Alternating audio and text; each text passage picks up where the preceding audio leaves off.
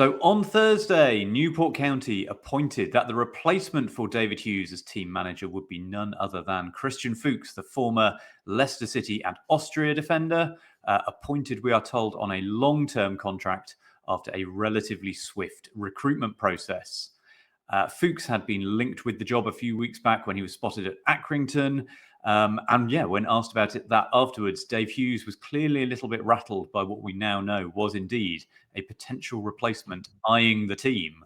Other names linked with the job over recent days included Mark Sampson, Rhys Carr, convicted fraudster Steve Evans, Gary Monk, and Mike Flynn.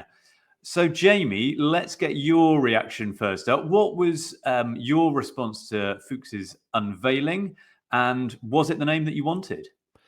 Well, yeah, it's a really interesting one because I think I said on the last pod that my concern was that, we don't have the players who have been through a relegation dogfight before. And, that's where that experience that we so desperately need comes in, where, you can keep cool under pressure, grind out the points, get the draws, get the wins. And I thought, well, if we don't have the squad necessarily at the moment to do that, then we need somebody at the helm with a bit of League Two experience, who's sort of been around the block a bit, who knows how to get us out of this battle that we're in. So I'll be perfectly honest. When I heard Fuchs was in the running, I was a little bit disappointed. Frankly, he doesn't have the managerial experience, and I think he only retired from playing a couple of years ago. He's got a little bit of coaching experience under Dean Smith, but out in the US. So look, I didn't have like a name myself that I wanted in, but and looking at the shortlist that was out there, there wasn't a huge amount of, oh, I'd love to get him in. But at the same time, my first thoughts, what I was a little bit, I'm not sure of his credentials, to be honest. That's my concern. Yeah, I mean, I think a lot of us, he maybe didn't tick the boxes we wanted in terms of experience. But one thing I will say personally, I looked at it and thought, well, there are an awful lot of names on that list that I really didn't want to see. Mark Sampson, I think, for a lot of reasons, would have been a problematic appointment, to put it mildly. I think there are a lot of us who would have struggled to go to games with someone like that in charge. Convicted fraudster Steve Evans has his own problems as well. So, Fuchs, whilst perhaps not bringing a great deal of experience, he also doesn't bring a lot of problematic baggage. So maybe there's something positive to be said in that sense, do you think? Yeah. Oh, absolutely. I think, to be honest, we're used to having people around the club with a little bit of baggage. I think we did a whole thing about, people with convictions, all of that kind of stuff. But yes, look, there must be a reason why he, within the game is like generally quite respected. I think, there's a lot of people, sort of insiders, who say, look, he knows what he's doing. He's a good, got a good brain on him. And of course, we're all going to get behind the guy. We don't have much choice, but as fans, as the club, we do have to get behind him. But I would love to hear a little bit more about what the plan is. Why we've gone for him, why we've gone for him on a long year contract, a long deal as well. We don't know how long it is, but presumably a long-term deal suggests more than just this season. So what are his exact credentials that meant the board and the chairman decided to bring him in? So on the one hand, yes, like, look, that he's clearly got something about him, but I'd love to know what that is. Yeah, and that kind of overdue fans forum and the chance to perhaps tease some of that information out of the chairman, I think is something that people will be looking for very soon. I mean, the big question, and this is about head over heart: do you think he's the man to keep us up? Look, I'm going to reserve the right to change my viewpoint until after I've seen us play under him. But Cheat. for the reasons I've already kind of shared here, like, I do worry, we might be on the hunt for a manager again in February, particularly if it doesn't start so well. Is he going to be in for the long haul if we are going to end up going down? I'm not sure. That's what I'd love to hear from him. Yeah, look, I don't think it's the appointment that's going to keep us up. I'd love that, for that, us to go on a cracking run, first couple of games under his in his tenure, but I'm just not confident at this stage. Yeah, well, we'll come on to some listener thoughts in a minute. I mean, one thing we were saying just prior to the appointment on social media is clubs in our position tend to get one shot at these kind of mid-season appointments, and you've got to get it right. And if you do, look at Cheltenham. You know, they got rid of Mike Flynn, brought in Steve Cottrell, and now they're kind of gradually moving up the table. Although their last couple of results haven't been great, but I think most people expect them to get clear. We did it when we brought in Coco after James Robury. But history is littered with examples of where people have not got that appointment right, and then by the time that person's had the January transfer window, and if it doesn't work, you get rid of them, and then it starts to get a bit too late in the day to turn it round. So I think we're all obviously, of course, hoping that we've got it right, but that you do basically get one shot at it. My other question for you, Jamie, before I bring in some of the listener views, is it's really hard to know at this stage, obviously, with someone who hasn't managed himself before. But what do you think we can expect from a Christian Fuchs side? Yeah, I mean, that's a hard one to figure out. And luckily, I think it was Wise Dan, friend of the pod. He shared, I think it was an interview with Fuchs, which sort of like gave us a little bit of insight. And it kind of tallies to, the fact that this is a Hugh Jenkins signing. Hugh Jenkins has a bit of a plan about how he wants us to go about, our style of play, our recruitment, all of that kind of stuff. And in the interview, he says he loves a possession-based game, which, to be frank, worries me. I know he was at the Accrington game, wasn't he? And if that's what he likes, it'd be interesting to see if he can get the best out of this squad. There was another interesting point in the interview where he also mentioned he kind of sees the keeper as like a vital piece in like starting attacks, almost like playing as a sweeper, which, I'm not saying, they can't do it, but I get heart palpitations watching us at the best of times. So seeing someone like Nick Zanev turn into 2021 prime Matty Dolan is a scary prospect. So we'll see. But it sounds like he likes to sort of have his team on the ball and creating chances that way. Whether we can or not, or whether we can get us playing in a bit of a rhythm is a different matter entirely. So, yeah. But it's a typical Hugh Jenkins appointment, isn't it? So at least there's that continuity in some respect. Whether it's right or not is a different matter, but yeah. And I think at some point we're going to have a big picture podcast with the full panel to talk about the Hugh Jenkins vision, where this fits within it, what happens if this doesn't work, and all of that, because I think that conversation is well overdue. But as listeners will know, we are big believers in the idea that there is wisdom in crowds. So we asked listeners what you made of the appointment. First of all, let's go for some stats. We put a poll up on County Chat, which isn't always the most reliable barometer, but we had over 150 people respond to it. And we asked for people's reactions, and we gave you two options. Were you saying, oh, for Fuchs' sake, or were you saying Fuchs brackets will keep us close brackets up?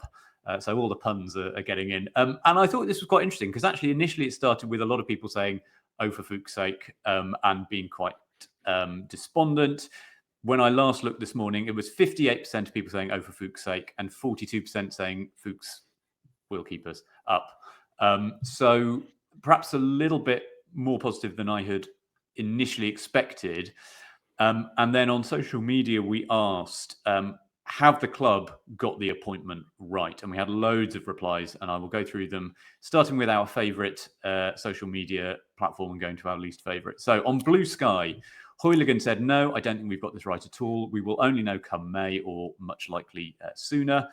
Paul said, I wish Christian Fuchs all the best, but while we may have the financial wherewithal to survive as a club at a lower level, it looks like we've already gone out of business on the pitch. An experienced manager with significant knowledge of low league football and a black book of contacts envied at this level is what we've been asking for. But I think he doubts whether we've got that now. Di said, I'm just grateful that this isn't Samson. Comes back to something that we were saying earlier about this can be seen through the prism of the appointment that we didn't make rather than the one we did.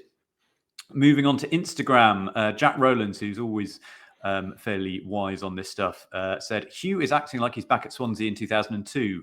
The confident attitude is that he's proved he can scrape it with youth and hidden gems, and it's better to do that than risk going back to someone like Jacket or Coughlin. I hope he's right, but he seems to be banking heavily on his past performance 20 years ago. Andrew Silverthorne, who I'm hoping to speak to tomorrow at Oldham, said, would have liked someone with more experience in this position. League experience is important, but ultimately it's done. It is what it is. We've got to get behind him, sort of as you would expect.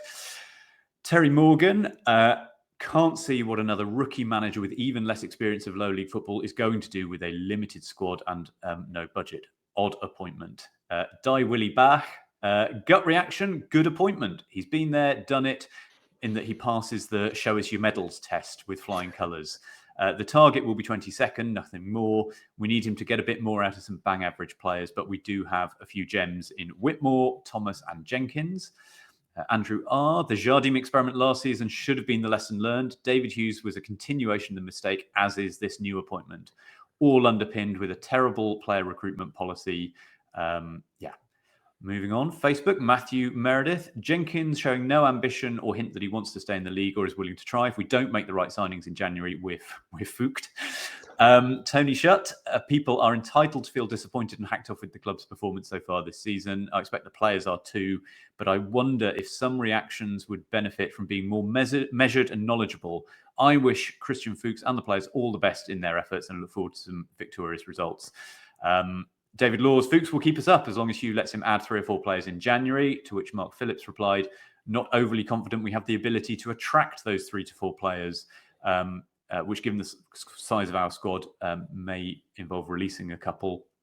And lastly, on Twitter, Hamid, the difference between this guy and the Robreys, your Jardims, your Hugheses, is that he has an excellent playing career behind him, so should hopefully be able to pass that experience on, fully backing the guy and keeping everything cross.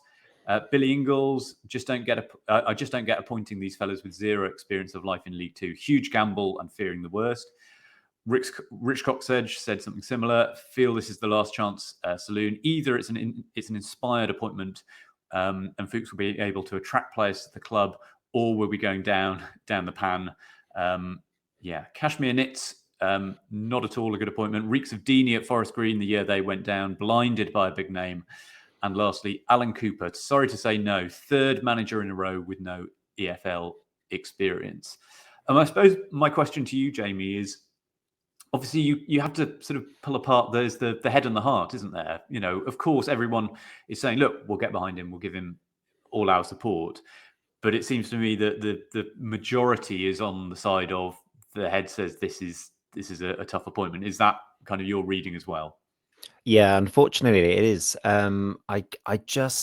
I just don't see. I mean, aside from, I think that the sort of the Premier League sort of experience as a player might help in terms of a bit of leadership and a bit of sort of I don't know, man management behind the scenes, but ultimately we don't actually know what he's like as a man manager. We don't actually know how he is at lifting players' spirits or getting more out of his squad than, you know, more than the sum of its parts, etc. Yeah. So yeah, on the face of it, you just have to go, look, teams with experienced managers at this level who know what it's like to sort of grind out a 46 game season at the bottom of League Two generally do better than the ones with zero experience. And we've, like you say, we've been here before and we've got out of it, but only just.